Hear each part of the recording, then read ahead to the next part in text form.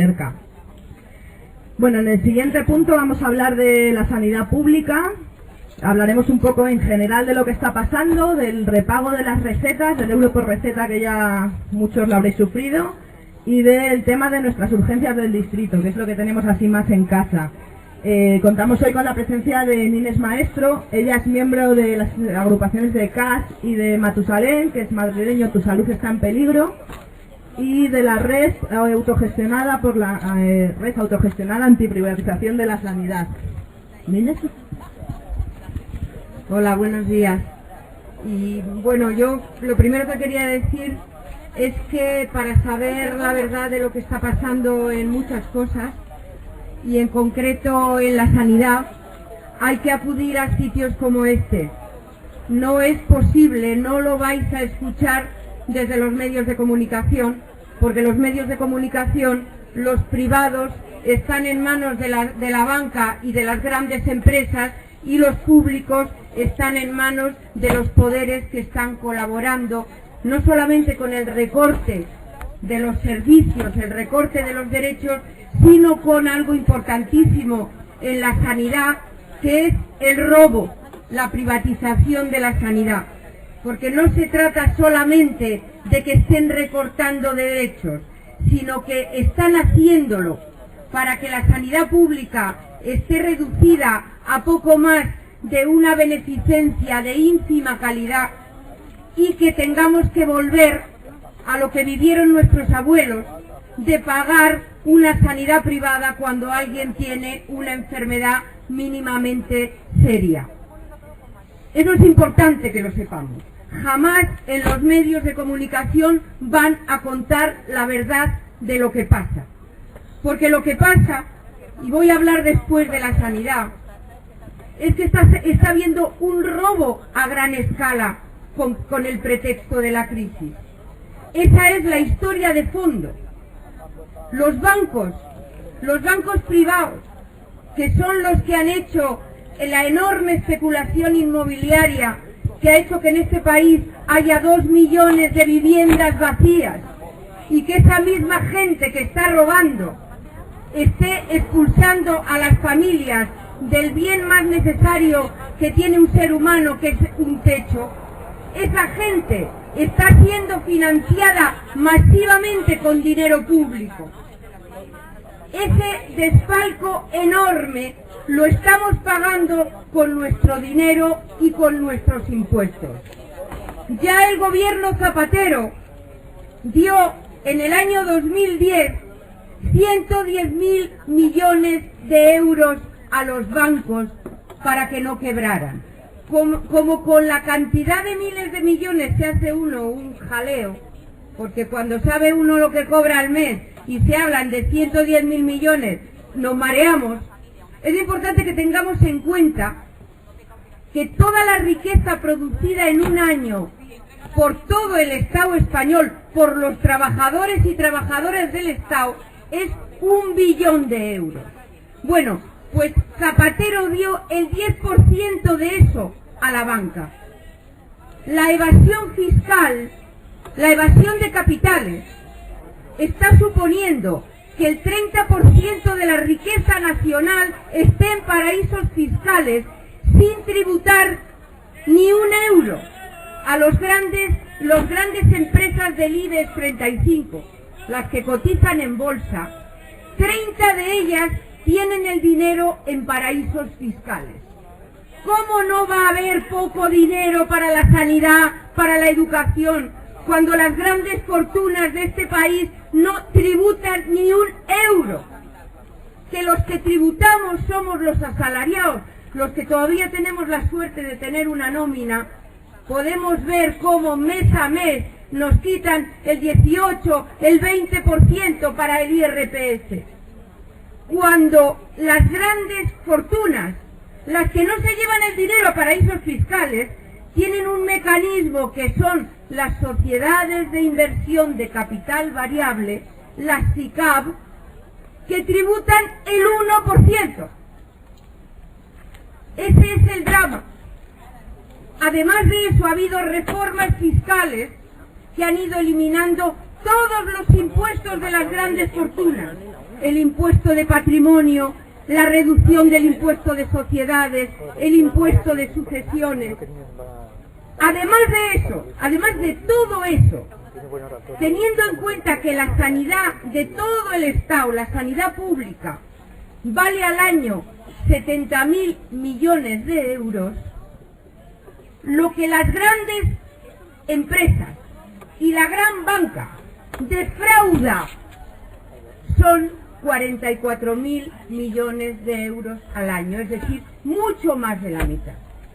Y luego está la deuda suya que estamos pagando nosotros, porque eso es lo que está sucediendo. La deuda de los bancos, la deuda de las grandes empresas, la pagamos, la paga el Estado, y el Estado no es otra cosa que la recaudación de los impuestos, del IVA y de los impuestos que nos quitan a los trabajadores.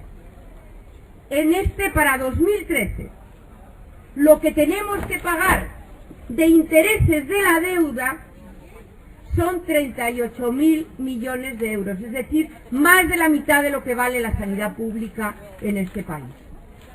Esa es la historia de lo que está sucediendo, a la que se añade, porque ¿cómo se construye esa enorme deuda? Uno de los mecanismos, ya lo sabéis, pero hace falta recordarlo.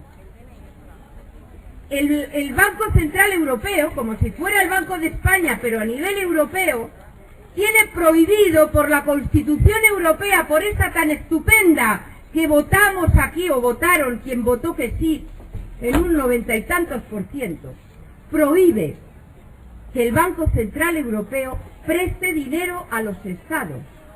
Lo prohíbe la Constitución. Solamente puede prestar a los bancos privados. Al 0,75% de interés. Y luego cuando el Estado, empobrecido porque no recauda, va a buscar dinero, que esa es la prima de riesgo, tiene que pagar intereses del 6 o del 7%. No sé si me explico con claridad de todo lo que está sucediendo y de lo que nos está, la estafa enorme que estamos viviendo en cosas de primera necesidad, en los salarios, en la vivienda, en la sanidad y en la educación. Y dicen que recortan porque no tienen dinero. Eso es una mentira más grande que la Catedral de Burgos. Porque además, os decía, que el problema no son los recortes. El problema es que están aprovechando decir que hay crisis y que no hay dinero para que pase a manos privadas todo lo que puede ser rentable. Y eso no son palabras, eso está escrito. Todavía gobernaba Zapatero, cuando el director del Banco Central Europeo, que entonces se llamaba Trichet, y el del Banco de España, que entonces se llamaba Fernández Ordóñez, escribieron una carta en agosto de 2011 para decirle al presidente del gobierno que si querían que bajo cuerda el Banco Central Europeo comprara deuda para que la prima de riesgo no se disparara, tenía que, textualmente, disminuir los recursos al paro, a las pensiones, y tenía que privatizar la sanidad y la educación pública. Eso fue una carta secreta que se hizo pública y está en público, la podéis encontrar en agosto de 2011 por Vicente Navarro, y entre otros. Ese es el asunto que después se cierra, y termino con el tema económico porque me parece imprescindible, porque no podemos hablar del dinero que están quitando en sillas de ruedas, en muletas o el euro por receta, si no hablamos de la enorme estafa. Porque habría gente, buena gente, que diría, y es lo que dice mucha gente desinformada, que claro, si hay crisis habrá que apretarse el cinturón. Que nadie se crea que hay que apretarse el cinturón de los trabajadores, menos cuando el cinturón de los más ricos está rebosante de miles de millones de euros.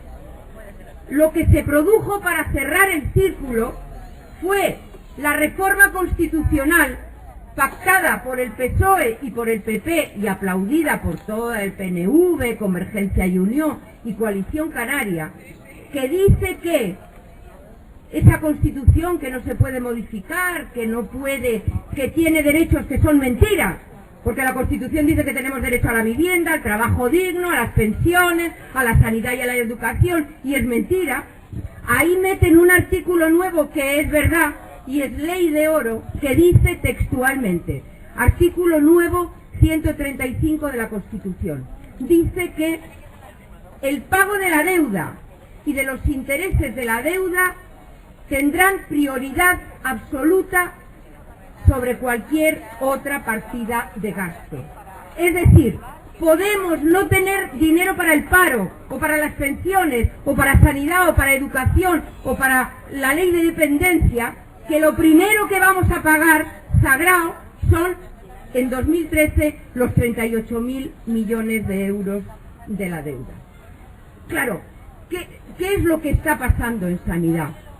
Estamos viviendo el empujón final que no es una patada, va a tener varios actos de un proceso que viene gestándose desde hace mucho. Y eso es muy importante que lo sepamos.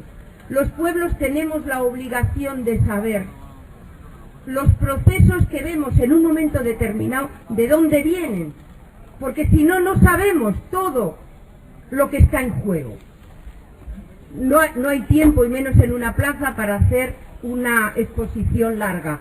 Pero yo creo que las personas que están aquí hoy en Barajas se acuerdan de un proceso que empieza en la época de la UCD y que tiene por objeto, desde los medios de comunicación, desde las tertulias, desde los periódicos, desde las televisiones, decirnos que lo público no es rentable, que lo público es lento, que los trabajadores públicos que tienen derechos, que teníamos derechos, somos una panda de vagos que no trabajamos porque no tenemos el miedo a que nos echen, y que la sanidad privada es el modelo de la rentabilidad, de la eficacia, etcétera. Eso empieza en la época de la UCD. Sigue el informe Abril-Martorell en el año 1991, ¿os acordáis? Informe Abril-Martorell encargado por un PSOE con mayoría absoluta a un banquero franquista por más señas, el señor Fernando Abril-Martorell. ¿Qué hace un banquero? Efectivamente no estaba ahí por casualidad, porque pasaba por ahí. El objetivo de ese informe era preparar la sanidad pública para la privatización, porque entonces el Insalud no era fácil venderlo al Corte Inglés. Había que hacerlo cachitos y había que cambiar toda la contabilidad interna. Un elemento fundamental, como no me voy a meter en tecnicismos, sí que se entiende con facilidad un hecho fundamental que afecta a los presupuestos de la sanidad y a la gestión. En el año 1991 se plantea, dentro del Insalud, todavía no había comunidades autónomas con transferencias, que la financiación de la sanidad sería pública siempre. O sea, es decir, el dinero siempre lo ponemos nosotros, pero la gestión y la prestación de servicios podía ser pública o privada. Es decir, la entrada a la empresa privada a lo que está en juego en estos momentos. Llevarse para casa como beneficios privados gran parte de lo que vale la sanidad de todo el país, que como os decía son 70.000 millones de euros al año y 7.000 millones de euros lo que cuesta la sanidad en la Comunidad de Madrid. Han venido, y no me puedo extender, a ver si otro día hay un poco más de tiempo para poder proyectar algo y para poder hacerlo con tranquilidad y que vierais cómo ha sido todo el mecanismo. Se empiezan a privatizar ya en el año 1991 trocitos de la sanidad. Las cocinas, la limpieza, la lavandería, las ambulancias, la seguridad. Se empieza a contratar todo lo que es la alta tecnología con empresas privadas y la lista de espera, que es el resultado de que hay menos recursos de los necesarios. En lugar de poner más recursos públicos, lo que se hace es más contratas con la sanidad privada para reducir la lista de espera. Quiero detenerme en lo de las limpiezas, que parece que bueno, porque se privatice las limpiezas, ¿qué más da? La privatización en la sanidad, en todo, como veréis, pero sobre todo en el tema de las limpiezas, es básica para la seguridad, para la vida y para la salud de la gente. Privatizar un servicio de limpieza es transformar empleadas, que la inmensa mayoría son mujeres, que tenían sus derechos, tenían como trabajadoras públicas, subcontratarlas a un negrero que recibe dinero público, tanta cantidad al año, y se lleva la diferencia entre lo que gasta y lo que le dan. Y cuanto menos gaste, pues más se lleva para casa. Pero claro, ¿qué quiere decir disminuir las plantillas en un 50%? Tener contratos precarios que te contratan 3 meses, te contratan 4, te echan a la calle, vuelves a empezar. En primer lugar, que se pone en riesgo la calidad interna del hospital en sus puntos más sensibles. La disminución de plantillas es directamente proporcional al aumento de lo que es hoy la primera causa de muerte en un hospital. La primera causa de muerte son las infecciones hospitalarias. Es decir, de lo que más se muere la gente en los hospitales son por enfermedades contraídas dentro del hospital y que tienen que ver, como os digo, con casos flagrantes. Los hospitales privados tienen una trabajadora por las noches en el servicio de limpieza, para urgencias, para la UBI, para los quirófanos, para las salas. Podría estar aquí compañeros que han estado en otros sitios conmigo que decían que cuando alguien vomita o se hace sus necesidades, pues ahí por la noche, ahí se queda hasta la mañana siguiente, a no ser que lo limpie la familia o haga lo que no tiene que hacer otro trabajador del hospital.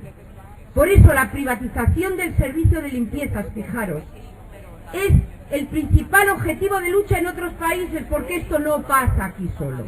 Cuando yo estoy hablando del PP, del PSOE, del PNV, de Convergencia y Unión, estamos hablando de que las organizaciones, los políticos, los partidos políticos, los gobiernos, están actuando no en función de sus programas, como bien vemos, sino en función de las enormes presiones de los lobbies económicos interesados en la privatización.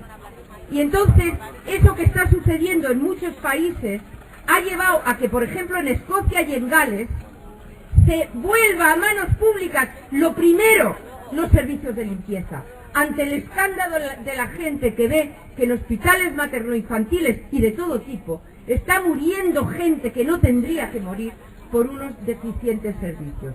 Me he detenido un poco más en esto para que veáis que no se trata de decir, bueno, la limpieza o la cocina, empresas privadas, menos gastan, más se llevan. Me decía el otro día una compañera enfermera en el hospital de Parla que los niños que están con problemas de desnutrición, niños con enfermedades graves, meriendan todos los días de su vida un yogur y unas galletas.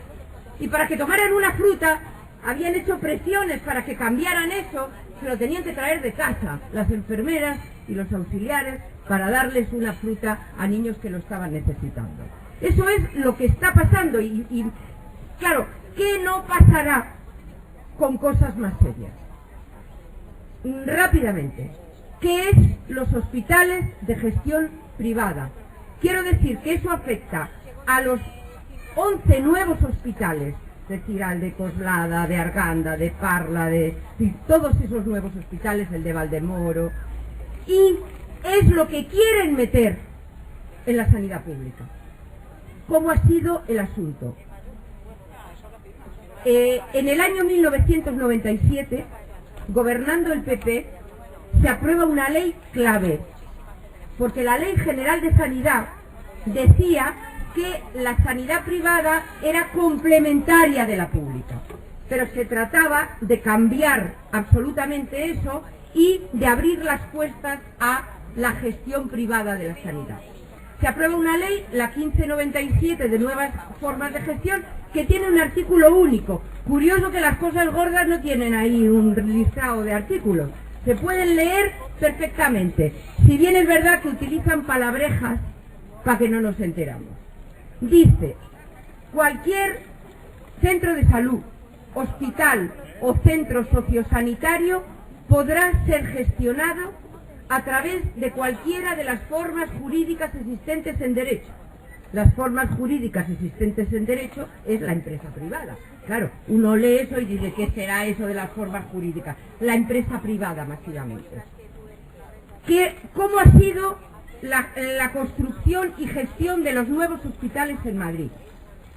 Un ayuntamiento, y hay que decir que de todos los colores políticos, incluidos ayuntamientos gobernados por el PSOE y por Izquierda Unida, ceden suelo gratuitamente a la Comunidad de Madrid para construir un hospital.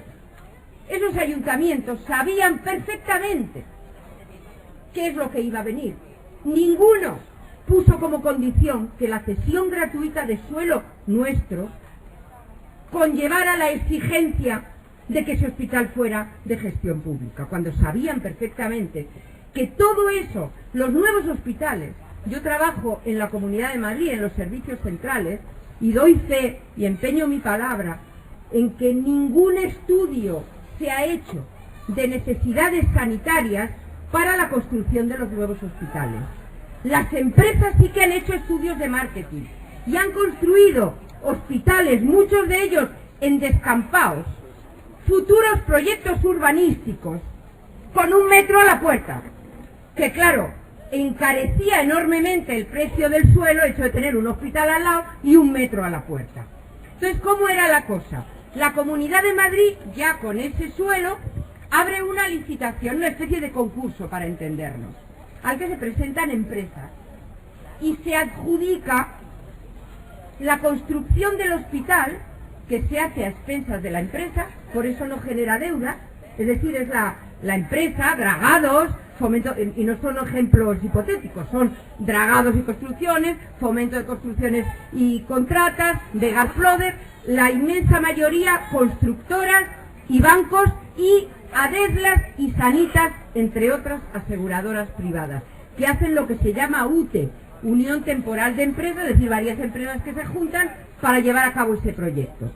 Ellas lo construyen y llevan adjudicado por 30 años la gestión del hospital. Hay 2 modelos. En uno de los casos, el personal sanitario es de la empresa privada, y en otros, el personal, hasta hoy, dependía, o sea, era personal que salía de grandes hospitales para ir a trabajar ahí. La mayoría eran interinos o gente a la que se le prometía el oro y el moro. ¿Cuántos?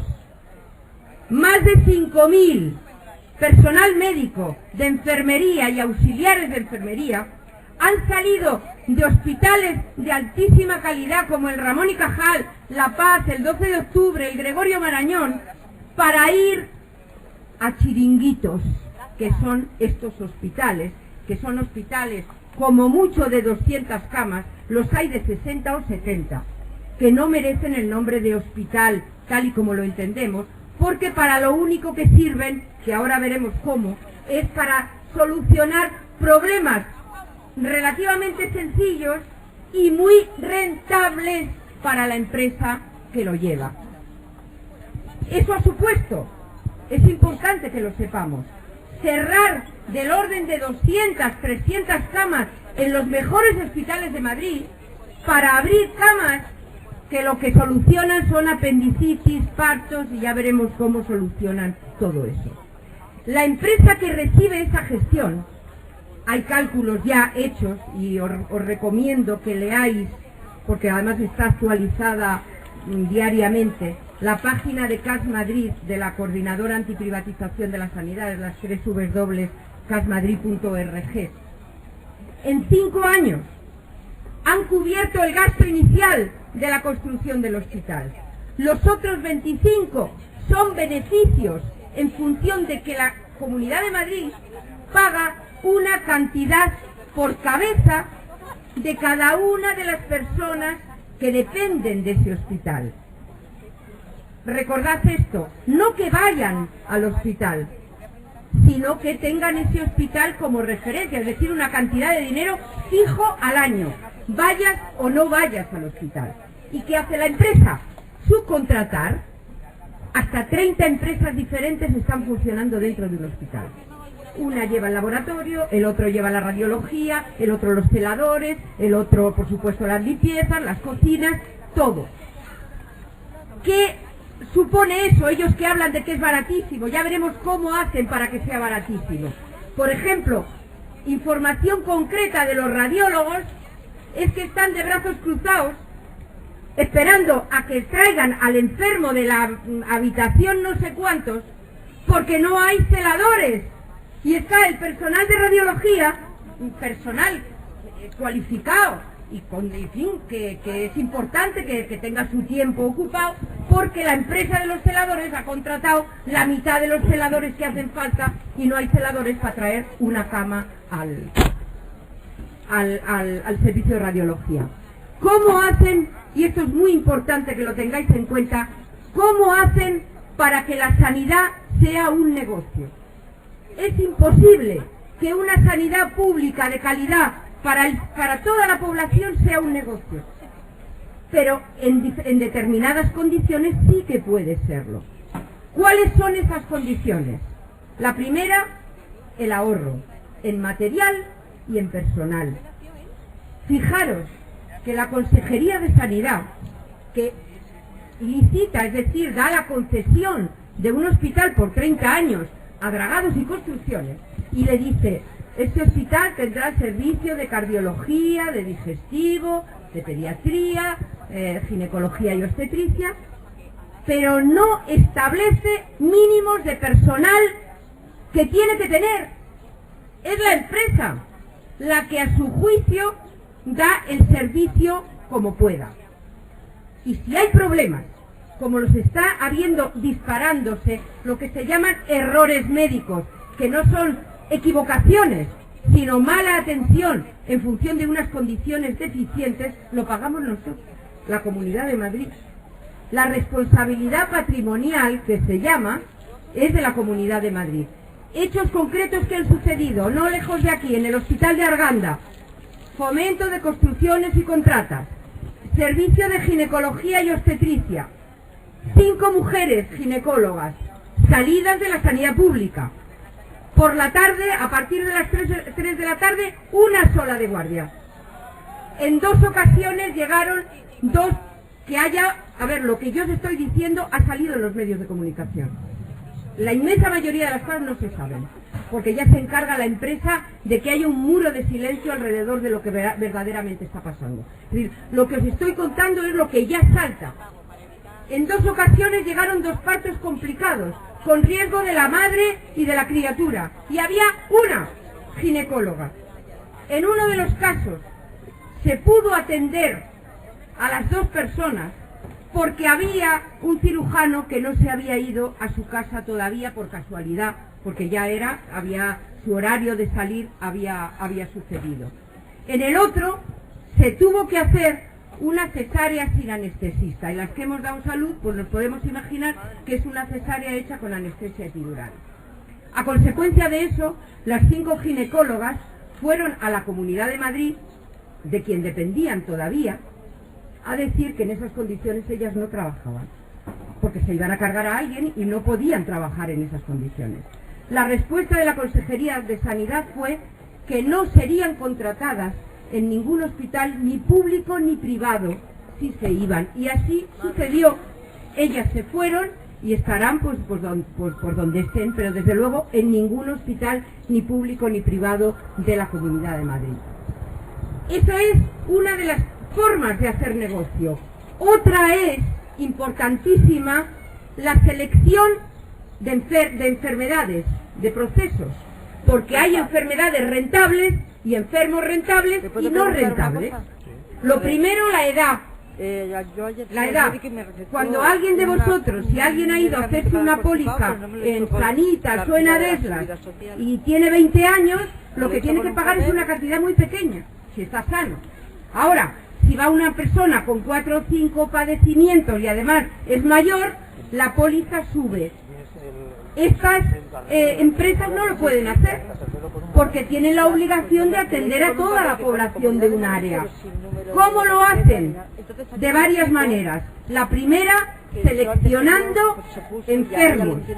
A la puerta de estos hospitales hay una UBI móvil y cuando llega una persona mayor con un accidente cerebrovascular o con cualquier padecimiento que requiera muchos días de ingreso y procedimientos costosos, se le dice que no hay camas, que lo lleven al hospital del 12 de octubre o el de Getafe o el Ramón y Cajal. Claro, ¿qué es lo que está pasando con esto? Ahora mismo lo que está sucediendo es que hay un paso más que lo vais a entender con mucha claridad. Con el Hospital de la Princesa, ¿qué ha pasado? El Hospital de la Princesa es un hospital público de calidad, no es de altísimo nivel, pero es de un nivel alto y que estaba recibiendo, pues claro, todo lo que no atendía el Hospital de Coslada, los hospitales de la zona. ¿Qué ha planteado la Consejería de Sanidad? Como lo va a plantear en muchos otros sitios. Convertir en un geriátrico el Hospital de la Princesa y de manera que todo lo no rentable para los hospitales de gestión privada vayan al Hospital de la Princesa. Además lo dijo así el consejero. Un hospital geriátrico y para pluripatologías, es decir, para enfermos con varios padecimientos que son los que estropean el negocio de la sanidad. El otro procedimiento es el atraco, que es la selección de pacientes por dinero. El copago, que no ha hecho más que empezar con el euro con receta o con el pago del 10% de los medicamentos a los pensionistas, supone quitarse de en medio, no a la gente, que es absolutamente mentira, como ahora veremos, que le da por consumir muchos medicamentos, sino a aquellos que, para aquellos pensionistas o activos, para los cuales pagar 1 euro por receta cuando estás en el paro o con salarios de mierda como son los que tiene la mayoría de la gente hoy, o con pensiones de 400 o 500 euros, pagar 3, 4 euros es disuasorio. De hecho, la ministra de Sanidad tuvo la poca vergüenza de decir que el copago no era recaudatorio, sino que era disuasorio. Es decir, que lo que pretendían no es ingresar más dinero a la sanidad pública, sino quitarse de en medio a los pobres, porque esto, en el fondo, es una guerra de clases de baja intensidad o de alta intensidad, como queráis, pero que tiene muertos por medio. Los cálculos están hechos. En Canadá, por ejemplo, cuando se metió un copago muy pequeñito de $1 con 80 centavos para ir al médico de cabecera, se vio que disminuía el 20% de la asistencia a las consultas. Pero claro, no dejaba de ir aquella persona que puede estar un poco mal de la cabeza y que le da por ir al médico. Quienes no iban eran aquellos para los que pagar 1,80 € era una cantidad lo suficientemente importante.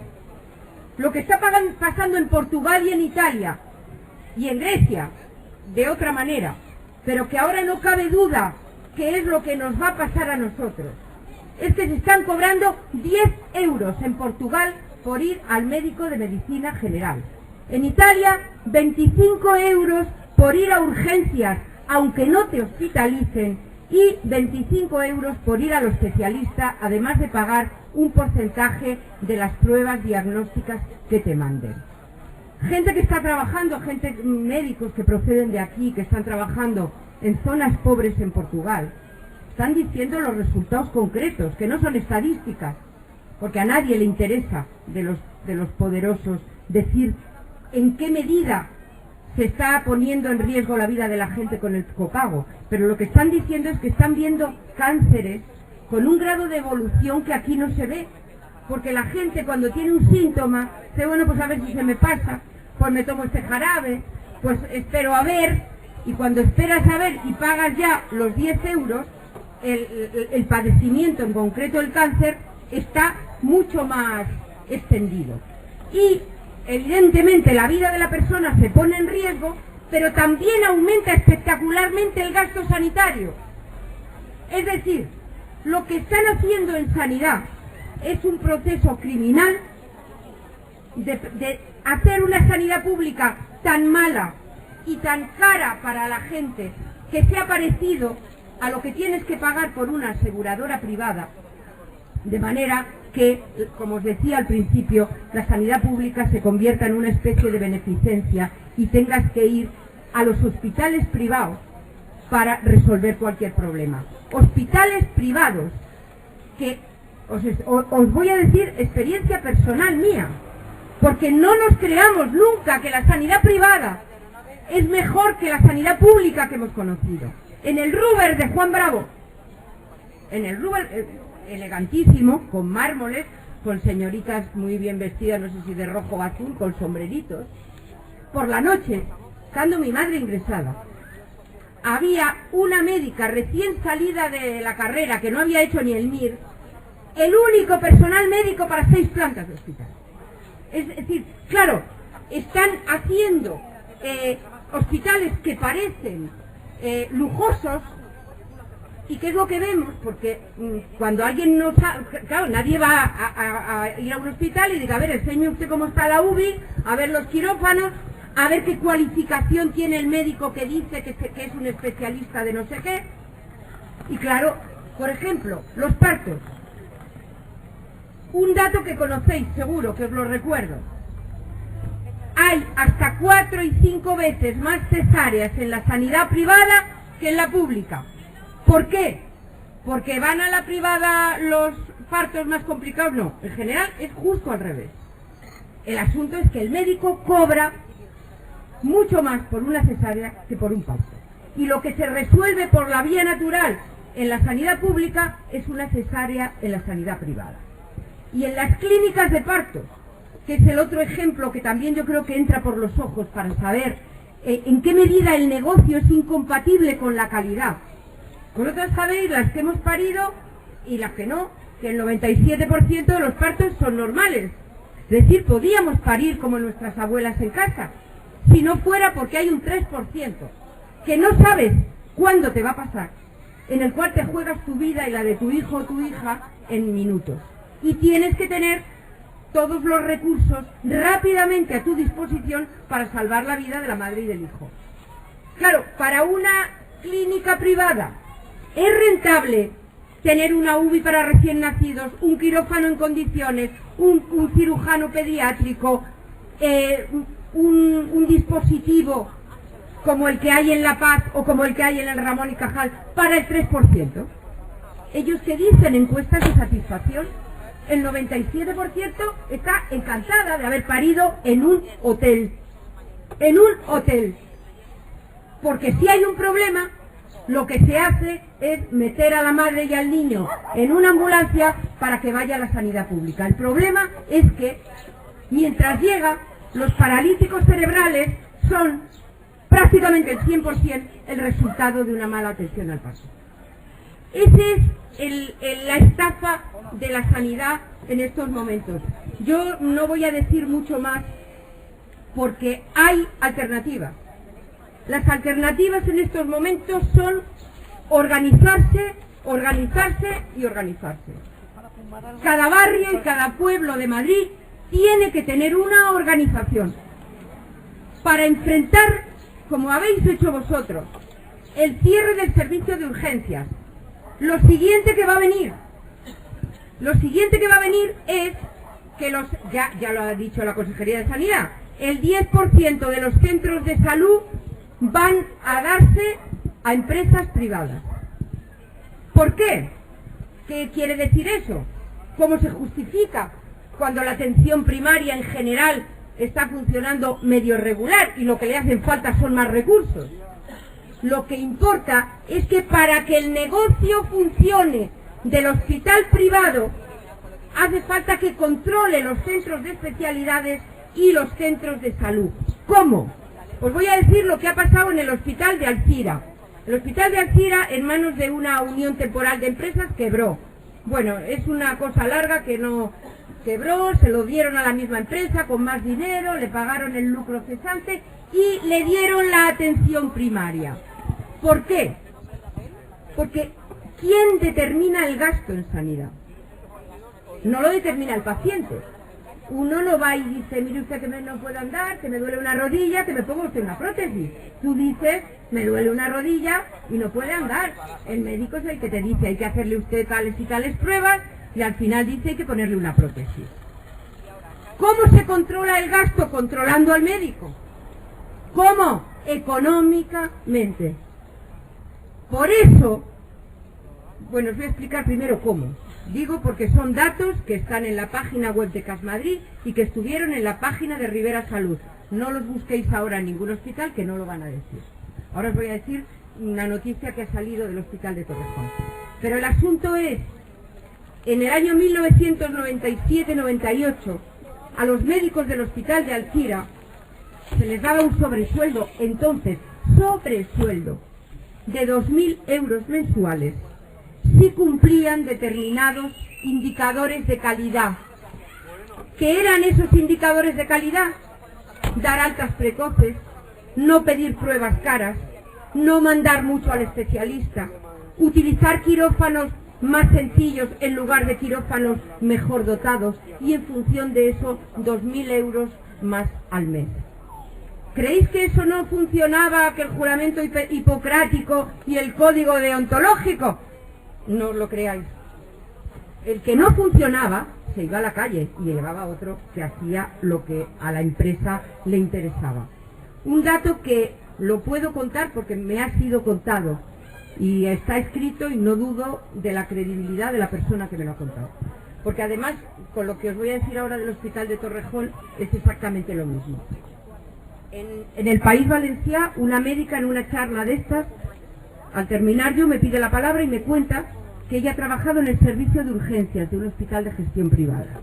Entonces, en los servicios de urgencias, en todos, se hace un sistema de clasificación de pacientes en función de la gravedad. Lógico, si tú estás con tu vida en peligro, te dan un color rojo, y si lo que tienes es que se te ha roto una pierna, que no peligra tu vida, pues te dan un color verde, para atender antes a los que, lógicamente, peligran su vida. Bueno, pues en el hospital ese, lo que hacía, y en todos los demás, supongo, cuando se hacía la historia, se daba un color, no en función de la gravedad del paciente, sino del dinero que reporta atender a esa persona a la empresa. ¿Por qué?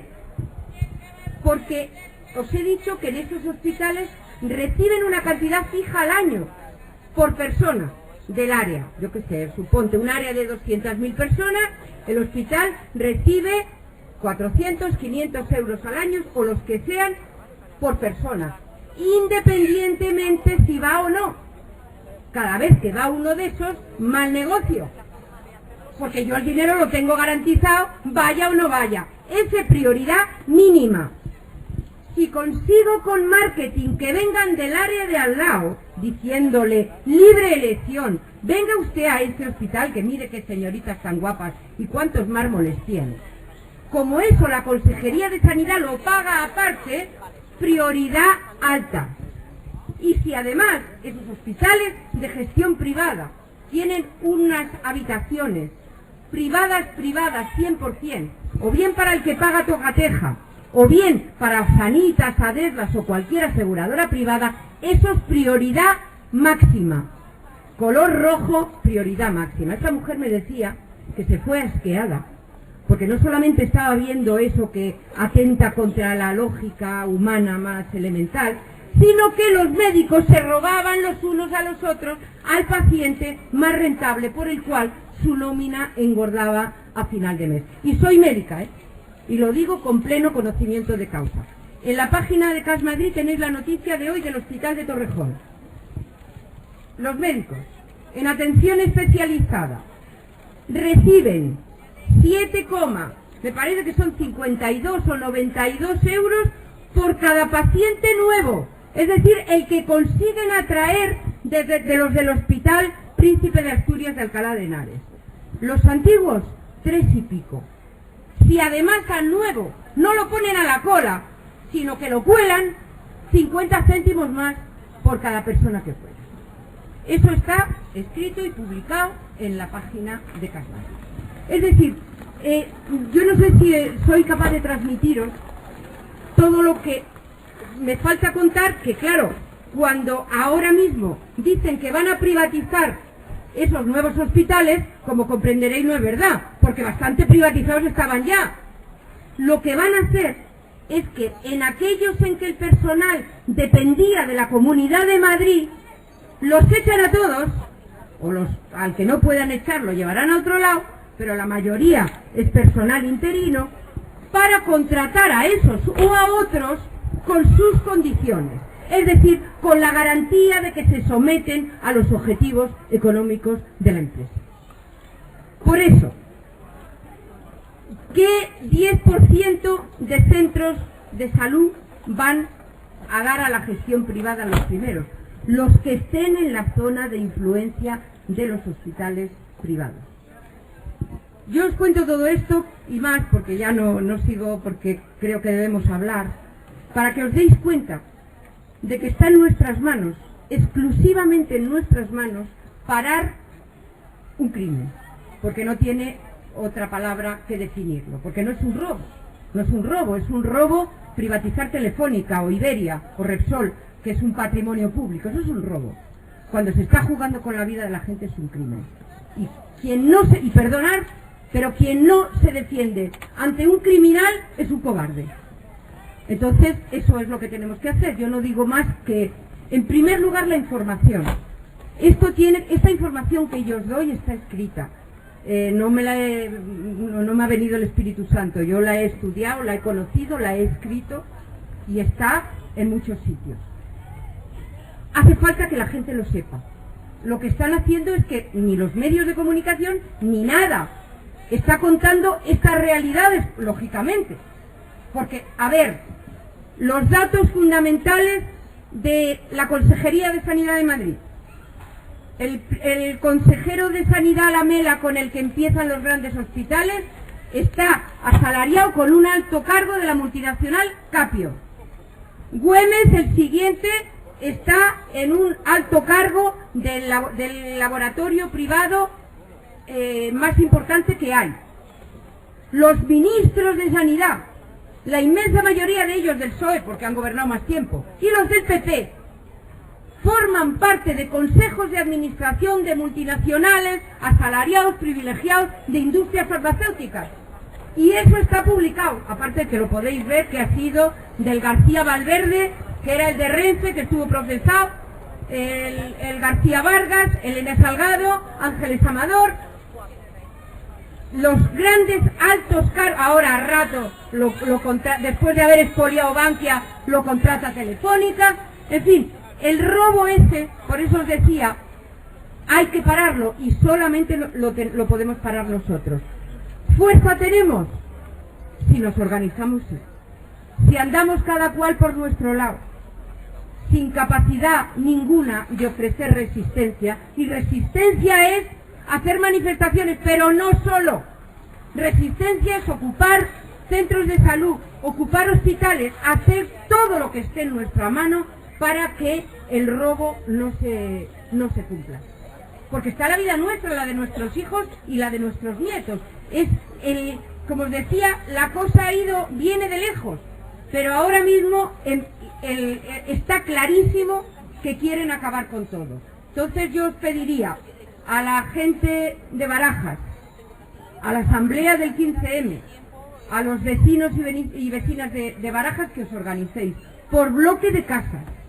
Es decir, organizarse es eso. Es decir, que no quede un bloque de casas, que no tenga una persona responsable de venir a la asamblea, de informarse, de si hacéis un boletín, repartirlo y de convocar, cuando haya que convocar, lo que vosotros y vosotras creáis oportuno que hay que hacer como pueblo consciente para impedir lo que sin ninguna duda están dispuestos a hacer. Pues nada más y espero que podamos.